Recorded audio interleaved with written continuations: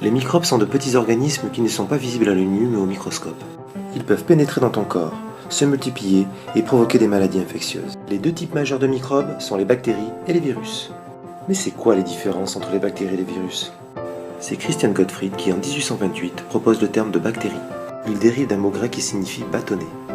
Le virus de la fièvre jaune est le premier virus pathogène de l'homme identifié entre 1900 et 1902. Mais c'est seulement avec l'apparition de la microscopie électronique dans les années 30 que l'on peut observer ces virus. Bactéries et virus, une différence de taille? Eh bien oui, les virus sont généralement bien plus petits que les bactéries. Les plus petites bactéries jamais observées mesurent environ 0,1 à 0,2 micromètres. Les virus sont en moyenne 1 millième de fois plus petits que les bactéries. Leur ordre de grandeur ne dépasse pas le nanomètre, soit 1 milliardième de mètre. Bactéries et virus, vivants ou non vivants? Les bactéries sont des organismes vivants unicellulaires, capables d'assumer seuls les fonctions élémentaires propres aux vivants, comme se reproduire par division cellulaire, se déplacer. Le déplacement pour certaines bactéries se fait à l'aide d'un flagelle qui est rattaché à la paroi et à la membrane. Pour d'autres bactéries, c'est un système de vis sans fin, comme chez les spirochètes, grâce à leur forme en hélice. Le virus, lui, ne fait pas partie du monde vivant, car contrairement à la bactérie, il ne respire pas, il ne peut pas avoir de mouvement propre, il ne grandit pas et il ne peut pas se reproduire seul. Bactéries et virus, une différence de structure?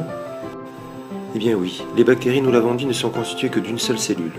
On dit qu'elles sont unicellulaires, dotées d'une membrane cellulaire et d'un matériel génétique, de l'ADN, mais pas de noyau.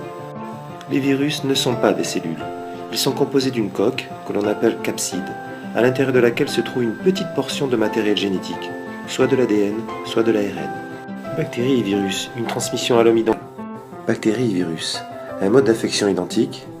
Eh bien non, et c'est le point principal qui différencie bactéries et virus. Les bactéries pathogènes se multiplient rapidement dans ton corps, par division cellulaire toutes les 20 minutes. Il faut pour cela que toutes les conditions soient réunies.